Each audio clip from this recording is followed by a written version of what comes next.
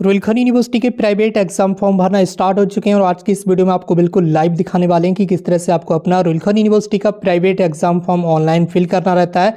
तो चलिए दोस्तों, ज़्यादा टाइम ना वेस्ट करते हुए वीडियो को स्टार्ट करते हैं। सबसे पहले गूगल पर आकर आपको इस तरह से लिखकर सर्च कर लेना है MGPRU एग्जाम फॉर्म लिखकर जब आप सर्च करेंगे तो यहाँ पर जो आपको फर्स्ट वाली वेबसाइट मिलती है MGPRU.IOMS.in, इस फर्स्ट वाली वेबसाइट को आप यहाँ से ओपन कर लेंगे। अगर आप इस वेबसाइट को मोबाइल में एक्सेस करेंगे तो आपके सामने कुछ इस तरह से इंटरफेस आपको देखने के लिए मिलेगा। यहाँ पर लास्ट वाला ऑप्शन आपको देखने के लिए मिला है न्यू प्राइवेट एग्जाम फॉर्म।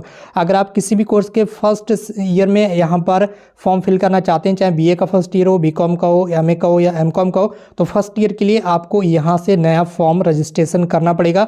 अगर आप ऑलरेडी फर्स्ट ईयर कंप्लीट कर चुके हैं या सेकेंड ईयर कंप्लीट कर चुके हैं और आप नेक्स्ट ईयर के लिए फॉर्म फिल करना चाहते हैं तो उसके लिए आप यहाँ से डायरेक्टली लॉगिन करें। Main x private single subject है, स्पेशल परमिशन लॉगिन, आप यहाँ से डायरेक्टली लॉगिन कर सकते हैं। हम यहाँ पर नया फॉर्म फिल करके दिखाएंगे तो यहाँ से हमें न्यू प्राइवेट स्टूडेंट्स रजिस्ट्रेशन पर क्लिक करना है। इसके बाद सबसे पहले यहाँ पर बताया गया है, सबसे पहले कैंडिडेट की पर्सनल डिटेल्स यहाँ पर फिल करना है। परीक्षार्थी ये भी सुनिश्चित करें कि न्यूनतम शैक्षणिक अर्हता प्रमाण पत्र फर्जी पाए जाने पर उनका अभ्यर्थन निरस्त माना जाएगा और सुसंगत नियमों के अधीन अग्रेतर कार्यवाही भी की जाएगी। इसके साथ ही यहाँ पर यह भी बताया गया कि आवेदन पत्र की एक प्रति यानी कि आवेदन फॉर्म जो आप फिल कर रहे हैं, इस फॉर्म का एक प्रिंट आउट आपको अपनी संबंधित कॉलेज में भी जमा करना कंपलसरी है, यानी कि अनिवार्य है। सबसे पहले यहाँ एग्जाम सेंटर प्रीफर्ड डिस्ट्रिक्ट में सबसे पहले सिलेक्ट एग्जाम सेंटर में आपको उस जिले को सिलेक्ट कर लेना है जिस जिले से आप फॉर्म फिल करना चाहते हैं। मान लीजिए आप बरेली जिले से फॉर्म फिल करना चाहते हैं तो बरेली सिलेक्ट कर लीजिए। आप जिस जिले से फॉर्म फिल करना चाहेंगे उसे कर लेंगे सिलेक्ट। उसके बाद कैंडिडेट नेम में यहाँ पर आपको कैंडिडेट नेम लिख देना है, कुछ भी नहीं लिख सकते हैं, ये आपको अपनी मार्कशीट पर देखकर ही लिखना है। जो भी आपकी 10th क्लास की मार्कशीट है उस पर जैसा नेम लिखा हुआ है स्पेलिंग, वही स्पेलिंग यहाँ पर आपको लिख देना है। यहाँ पर आपको अपना आधार कार्ड का नंबर लिख देना है, जो भी आपका आधार कार्ड नंबर हो यहाँ लिख देंगे। उसके बाद यहाँ फादर नेम में जो भी आपका फादर नेम रहेगा इस तरह से आप लिख सकते हैं, ठीक है। जो भी फादर नेम होगा लिख दीजिए। उसके बाद मदर नेम में जो भी आपका मदर नेम होगा वो इस तरह से लिख देंगे, ठीक है, जो भी मदर नेम रहेगा। उसके बाद माइनॉरिटी स्टेटस में आपको सिलेक्ट कर लेना है येस या नो। अगर आप इनमें से किसी भी रिलीजन से बिलोंग करते हैं, जैसे कि आप मुस्लिम हैं, जैन हैं, क्रिश्चियन हैं, पारसी हैं, या फिर इनमें से किसी रिलीजन से बिलोंग करते हैं तो आप इसको सिलेक्ट कर लीजिए। अगर आप इनमें से किसी भी रिलीजन से बिलोंग नहीं करते हैं तो आप यहाँ नो पर टिक लगा दीजिए, ठीक है। कोई प्रॉब्लम होने वाली बात आपको है नहीं, ठीक। उसके बाद आपको अगला ऑप्शन देखने के लिए मिलता है स्टूडेंट की कैटेगरी। यहाँ से आप करेंगे सिलेक्ट कैटेगरी, जिस कैटेगरी से आप बिलोंग करते हैं, जनरल, OBC, SC, ST सारी कैटेगरी आ रहे हैं, कर लीजिए सिलेक्ट, ठीक है। उसके बाद यहाँ पर आपको अपनी कैटेगरी सिलेक्ट करने के बाद नीचे आ जाना है। यहाँ पर सब कैटेगरी सिलेक्ट कर लेना है। अगर इनमें से आप किसी भी सब कैटेगरी से बिलोंग करते हैं तो कर लीजिए सिलेक्ट। अगर आप एक गर्ल्स स्टूडेंट्स हैं तो गर्ल वाला ऑप्शन सिलेक्ट कर सकते हैं। बाकी अगर आप इनमें से किसी भी सब कैटेगरी से बिलोंग करते हैं तो कर लीजिए, अन्यथा आपको यहाँ नॉट एप्लीकेबल वाले ऑप्शन पर क्लिक कर देना है। अगर आपके पास इनमें से कोई भी सब कैटेगरी नहीं है तब नॉट एप्लीकेबल का ऑप्शन आपके लिए ही बनाया गया है। उसके बाद यहाँ से रिलीजन का ऑप्शन चूज कर लेना है, जो भी आपका रिलीजन है आप यहाँ से सिलेक्ट कर लीजिए, ठीक है। कई सारे स्टूडेंट्स बोलेंगे यहाँ पर भी सेम है, यहाँ पर भी सेम है, तो इसका मतलब क्या है, ये माइनॉरिटी स्टेटस है और ये रिलीजन है, ठीक है। ये दोनों चीज़ें अलग अलग है। तो अगर आप माइनॉरिटी में अगर इनमें से किसी रिलीजन से बिलोंग करते हैं तो सिलेक्ट कर लीजिए, अन्यथा इसमें आप नो पर भी क्लिक कर सकते हैं, ठीक है। तो अगर आप इनमें से किसी रिलीजन से बिलोंग करते हैं तभी उस पर आप टिक लगाएं और इधर आप डायरेक्टली रिलीजन ही दिया हुआ रहता है। उसके बाद जेंडर में आपको ज़्यादा बताने की आवश्यकता है नहीं, मेल फीमेल जो भी जेंडर है कर लीजिए सिलेक्ट। उसके बाद डोमिसाइल स्टेट में भी ज़्यादा बताने की आवश्यकता है नहीं, आपको अपना राज्य सिलेक्ट करना है जिस राज्य से भी आप बिलोंग करते हैं, ठीक है।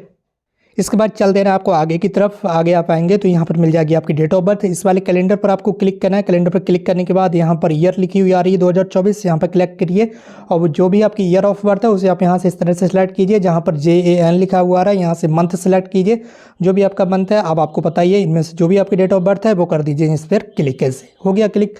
अगर आप फिजिकली हैंडीकैप हैं यानी कि दिव्यांग कैटेगरी से बिलोंग करते हैं, आप दिव्यांग हैं तो इस वाले पर बॉक्स पर टिक लगा दीजिए, अन्यथा आपको इस पर कुछ भी नहीं करना। अगर आप दिव्यांग नहीं हैं तो इस पर आपको कुछ नहीं करना है, ठीक है। आपको पता ही है आप एक इंडियन स्टूडेंट्स हैं तो इस पर ही टिक लगा रहने दीजिए। अगर आप नॉन रेजिडेंट ऑफ इंडिया हैं तो अब आपको अदर वाले ऑप्शन पर क्लिक करना होगा, ठीक है। ज़्यादातर सभी स्टूडेंट्स यहाँ सारे स्टूडेंट्स इंडियन ही होंगे तो इंडियन वाले पर टिक लगा रहने दीजिए। अब आपको यहाँ पर अपने एक 10 डिजिट का मोबाइल नंबर इंटर करना है। जो भी मोबाइल नंबर है वो इस तरह से आप लिख दीजिए 98125, जो भी है आपका मोबाइल नंबर आप यहाँ पर लिख देंगे। अब आप कहेंगे ये कौन सी बीमारी है, ये कोई बीमारी नहीं है, ये academic bank of credit ID है, ये इस बार से फिल करना कंपलसरी कर दिया गया है, तो आपको भी अपनी ABC ID जनरेट कर लेना है। अगर आपको नहीं पता है कि ABC ID कैसे बनाते हैं तो यहाँ पर डायरेक्टली ऑप्शन दिया गया है, आप यहाँ से अपनी ABC ID बना सकते हैं। इसके अलावा हम ऑलरेडी वीडियो बना चुके हैं इस बारे में कि ABC ID कैसे बनाई जाती है, ठीक है।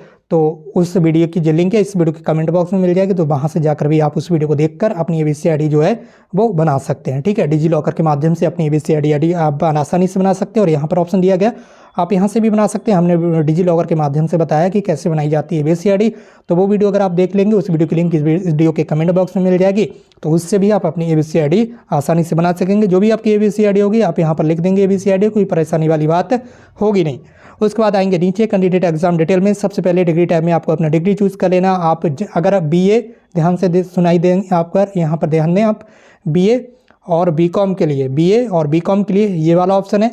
अगर आप एमए, ठीक है, या एमकॉम के लिए रजिस्ट्रेशन करना चाहते हैं तो ये पीजी का ऑप्शन है। इतना तो सभी स्टूडेंट्स समझते ही होंगे। ठीक है, तो हम कर रहे हैं यहाँ पर बीए के लिए अप्लाई, तो यूजी वाले पर कर देंगे क्लिक। अगर आप पीजी वाले पर क्लिक करेंगे तो एमए और एमकॉम का ही ऑप्शन शो होगा। ठीक है, आप कैटेगरी में यहाँ से देखेंगे क्या है कैटेगरी भैया, कैटेगरी है प्राइवेट, तो प्राइवेट फॉर्म आप फिल कर रहे हैं, कोई परेशानी वाली बात है नहीं।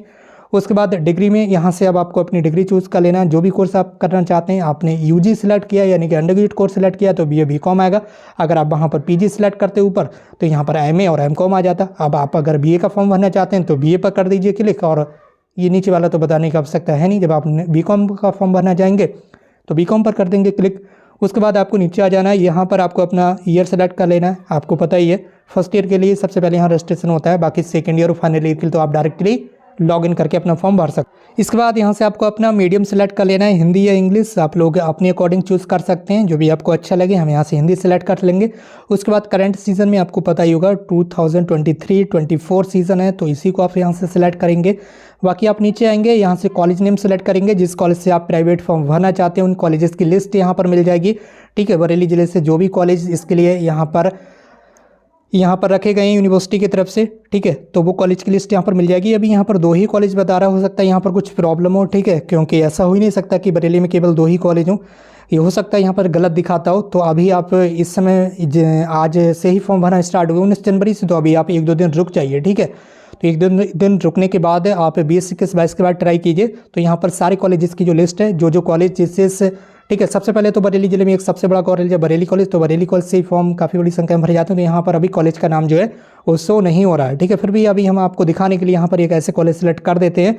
आपको यहाँ पर उस कॉलेज को सिलेक्ट करना होगा जिस कॉलेज से आप प्राइवेट फॉर्म भरना चाहते हैं। यहाँ पर अभी कॉलेज की लिस्ट, सारे कॉलेजेस की लिस्ट नहीं आ रही, जिस वजह से अभी आपको यहाँ घबराना नहीं है। उसके बाद व्यू सब्जेक्ट फॉर अप्लाई, अब आप सब्जेक्ट क्या लेना चाहते हैं उसके लिए व्यू सब्जेक्ट फॉर अप्लाई पर क्लिक करना है, और जो सब्जेक्ट आप लेना चाहते हैं, ठीक है, उस पर आप इस तरह से क्लिक करेंगे। ठीक है, बीए में 4 सब्जेक्ट होते हैं, तो कोई भी 4 सब्जेक्ट आप इनमें से ले सकते हैं, लेकिन इनका कॉम्बिनेशन आपको पता रहना चाहिए। ठीक है, उसके अकॉर्डिंग ही आप यहाँ से सब्जेक्ट चूज़ करें। ऐसा नहीं है कि आप सारे सब्जेक्ट एक ही लाइन में दोनों सब्जेक्ट सेलेक्ट करें, ऐसा नहीं रहता है। ठीक है, तो इस तरह से आप सब्जेक्ट सेलेक्ट करेंगे, जो भी आपके सब्जेक्ट लेना चाहते हैं उन सब्जेक्ट को यहाँ से कर दीजिए सिलेक्ट। सब्जेक्ट पर सिलेक्ट करने के बाद आपको यहाँ ऐड कॉम्बिनेशन वाले बटन पर क्लिक करना रहता है। जैसे आप ऐड कॉम्बिनेशन वाले पर बटन पर क्लिक करेंगे तो अब यहाँ पर आपकी जो सब्जेक्ट हैं वो शो होना स्टार्ट हो जाएंगे कि आपने कौन कौन से सब्जेक्ट जो है वो सिलेक्ट किए हैं। ठीक है, उसके बाद यहाँ पर इज इनरोल्ड का मतलब है अगर आपने रुलखर यूनिवर्सिटी और उससे एफिलेटेड कॉलेजेस से ऑलरेडी पहले कोई कोर्स कर रखा है, जैसे कि अगर आप पोस्ट ग्रेजुएट कोर्स के लिए अप्लाई करते होंगे तो आपने ऑलरेडी अंडर ग्रेजुएट कोर्स जो है वो ऑलरेडी कंप्लीट कर चुका होगा। ठीक है, तो उस कोर्स को यहाँ से अगर आप कर चुके हैं रुलखर यूनिवर्सिटी से कोई कोर्स, तो आपको इज इनरोलमेंट पर क्लिक कर देना है, यानी कि इज इनरोल्ड, आप ऑलरेडी इनरोल्ड हैं। ठीक है, तो आपकी मार्कशीट पर यहाँ पर इनरोलमेंट नंबर दिया हुआ रहता है, तो उस इनरोलमेंट नंबर को आप यहाँ पर फिल कर देंगे। अगर आप बीए या बीकॉम के लिए फॉर्म भरते होंगे तो आपने रुलखर यूनिवर्सिटी से पहले शायद ऐसा हो सकता है कि कोई कोर्स ना किया हो। अगर आप ऑलरेडी फिर भी कोई कोर्स कर चुके हैं तो आप इनरोल पर जरूर क्लिक करेंगे और मार्कशीट पर आपका इनरोलमेंट नंबर रहेगा। ये रुलखर यूनिवर्सिटी की ही बात की जा रही है। अगर आपने किसी दूसरी यूनिवर्सिटी से कोई कोर्स किया है पहले से तो उस इनरोलमेंट नंबर को नहीं माना जाएगा। रुलखर यूनिवर्सिटी का इनरोलमेंट आपके पास रहना चाहिए। अगर आपने पहले से कोई भी कोर्स रुलखर यूनिवर्सिटी और उससे एफिलेटेड कॉलेज से पहले कोई भी कोर्स नहीं किया है तो आपको इस पर टिक नहीं लगाना है। ठीक है, इस पर टिक नहीं लगाना। इज माइग्रेशन इशू, माइग्रेशन भी आपका इशू नहीं हुआ है यूनिवर्सिटी से, तब भी आपको इस पर भी आपको टिक नहीं लगाना है। ठीक है, अब आ जाना आपको नीचे, तो यहाँ पर ध्यान देना है, यहाँ पर आपको 10th क्लास का रोल नंबर लिखना है। अब ये तो ज़्यादा समझाने वाली बात है नहीं, जो भी आपका रोल नंबर होगा इस तरह से आप फटाफट लिख देंगे। 10th क्लास की मार्कशीट का जो सीरियल नंबर रहता है उसे आप यहाँ पर लिख देंगे। जो भी 10th क्लास की मार्कशीट का सीरियल नंबर होगा इस ऐसे धड़ाधड़ फटाफट लिख देंगे। उसके बाद 10th क्लास कौन सी ईयर में पास किया है, यहाँ से ईयर सेलेक्ट करेंगे, सिलेक्ट पर ऐसे करेंगे क्लिक। जिस ईयर में 10th क्लास पास किया है, जिसके आपने 2018 में किया तो 2018 कर दीजिए सिलेक्ट। उसके बाद तो अब केवल आपको एक ही ऑप्शन दिखाई दे रहा है सेव वाला, कर दीजिए इसी पर क्लिक। जैसे आप सेव पर क्लिक करते हैं इसके बाद आपका जो रजिस्ट्रेशन नंबर है वो यहाँ पर आपको देखने के लिए मिल जाएगा, जिसकी आप यहाँ स्क्रीन पर देख पा रहे होंगे। ये आ गया जाएगा आपका रजिस्ट्रेशन नंबर, यहाँ आ जाएगा आपका father name, click here to login, यहाँ पर आप क्लिक कर सकते हैं। ठीक है, और अगर यहाँ से आप फिर से दोबारा से कभी दोबारा से लॉगिन करना चाहें तब भी वो भी हम आपको बता देंगे। ठीक है, तो क्लिक हर टू लॉगिन, अब आपको यहीं पर क्लिक करना रहेगा।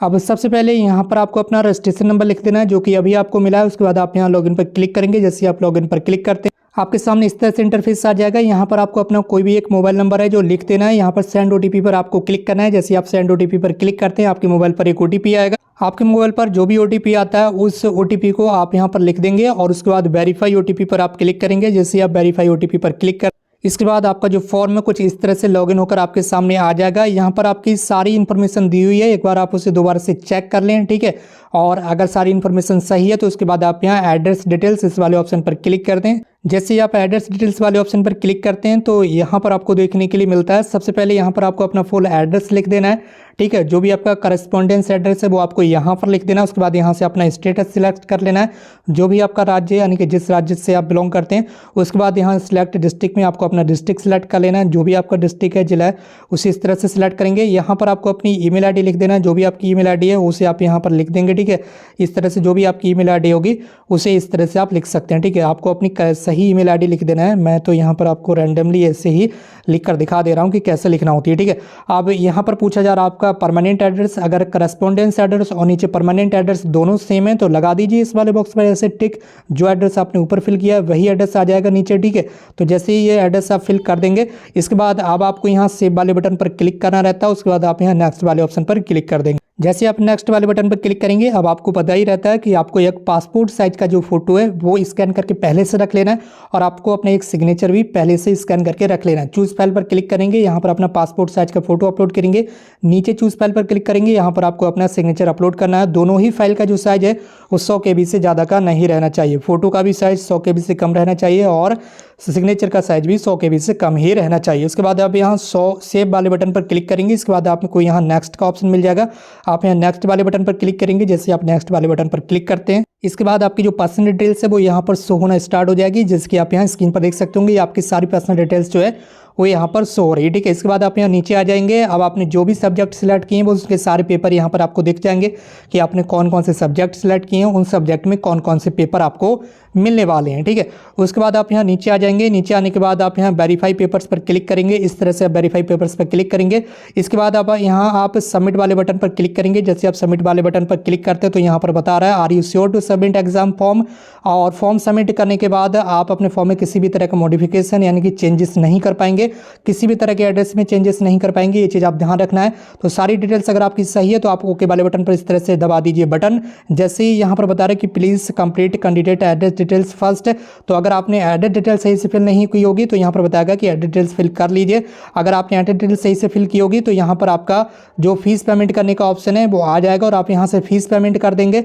जैसे आप फीस पेमेंट कर देते हैं तो दोबारा से फॉर्म को लॉगिन करेंगे। दोबारा से फॉर्म आप कहाँ से लॉगिन करेंगे वो भी एक बार बता देते हैं। आपको दोबारा से इसी वेबसाइट पर आ जाना है। जैसे कि वीडियो के स्टार्टिंग में मैंने आपको बताया था कि इस वेबसाइट पर कैसे आया जाता है, वो ऑलरेडी हम आपको बता चुके हैं वीडियो के स्टार्टिंग में। उसके बाद अब आप यहाँ main x private single subject special permission login इस वाले बटन पर क्लिक कर देंगे और इसके बाद आप यहाँ अपना रजिस्ट्रेशन नंबर डालेंगे जो कि अभी कुछ देर पहले आपको मिला था। लॉगिन पर क्लिक करेंगे, दोबारा से आपके मोबाइल पर एक OTP आएगा और उस OTP को इंटर करके आप दोबारा से फॉर्म को लॉगिन करेंगे। उसके बाद आपको यहाँ एक PDF फाइल मिल जाएगी, उसका प्रिंट आउट निकालकर फटाफट अपने कॉलेज में ले जाकर जमा करेंगे, जिस भी कॉलेज को आपने एग्जाम फॉर्म में सिलेक्ट किया है। इस वीडियो को शेयर करना बिल्कुल ना भूलिए अपने फ्रेंड्स के साथ, और अगर आप चैनल पर आए तो चैनल को सब्सक्राइब जरूर कर लीजिए। आज की इस वीडियो में बस इतना ही, मिलते हैं एक नई वीडियो में एक नई इन्फॉर्मेशन के साथ। Thank you so much for watching this video.